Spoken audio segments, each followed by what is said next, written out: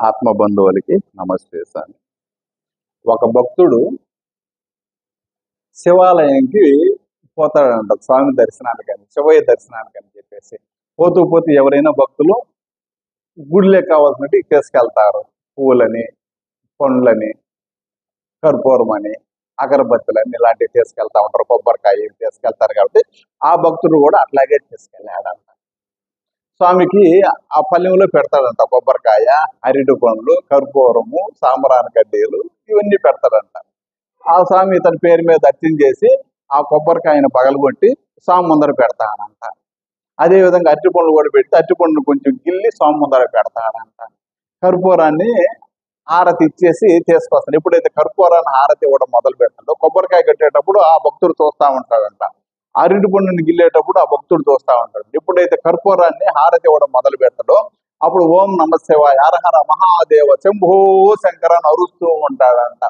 అది విన్న కొబ్బరికాయకి అరటి పండుకి బాధ కలిగి కోపం వస్తుందంట. అప్పుడు అవి రెండు మాట్లాడుకుంటా ఉంటాయంట.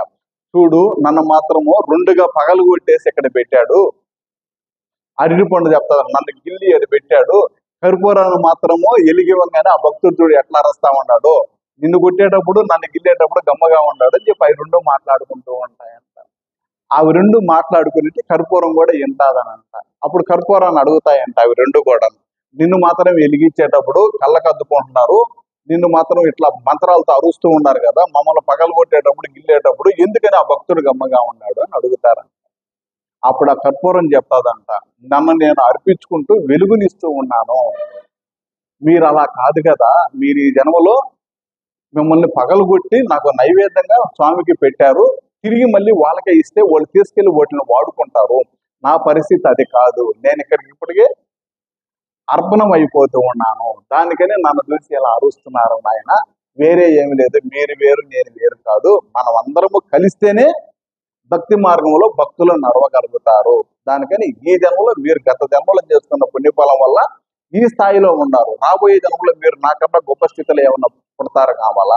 సో దానికని అర్థం చేసుకొని ఇక్కడికి వచ్చే భక్తులు కూడా గమనించి చూస్తే ఒక్కొక్కరు ఒక్కొక్క విధానంతో వస్తూ ఉన్నారు. ఎందుకంటే వాళ్ళు గత జన్మలో చేసుకున్న పుణ్యఫలం వల్ల అలా కలుగుతూ ఉన్నారు తప్ప వేరే ఏమీ లేదు. కనుక దానికని తప్పుగా అర్థం చేసుకోవద్దు. ఏంటంటే అర్థం చేసుకొని మనం అందరము కలిసి భక్తులు వచ్చిన దానికి వాళ్ళని ఆశీర్వాదం చేసి వాళ్ళకి మంచి బుద్ధి మనసు కలగాలని, వాళ్ళు ఒక నలుగురికి ఉపయోగపడేలాగా, వాళ్ళు వాళ్ళ కుటుంబ సభ్యులు సంతోషంగా ఆనందంగా ఉండేటందుకు మనము సహకరించి వాళ్ళని ఆశీర్వాదం చేద్దాము అని చెప్పి మాట్లాడుకుంటాయంట. అప్పటి నుంచి అవన్నీ కూడా కలిసి ఒకటిగా ఉంటూ వచ్చిన భక్తుల్ని వాళ్ళు చేసుకున్నటువంటి మంచి పనులకు సరిపడంత ఫలితాలని ఇవ్వడం మొదలు పెడుతూ ఉన్నాయంట. సో దానికైనా మనం కూడా గుడికి వెళ్తే మనం ఏ పని కోసం పోయినాం అనేది తెలుసుకొని పోయి అక్కడి నుంచి పుణ్యఫలం తెచ్చుకునేటందుకు ప్రయత్నం చేద్దామంటే. హరి ఓం.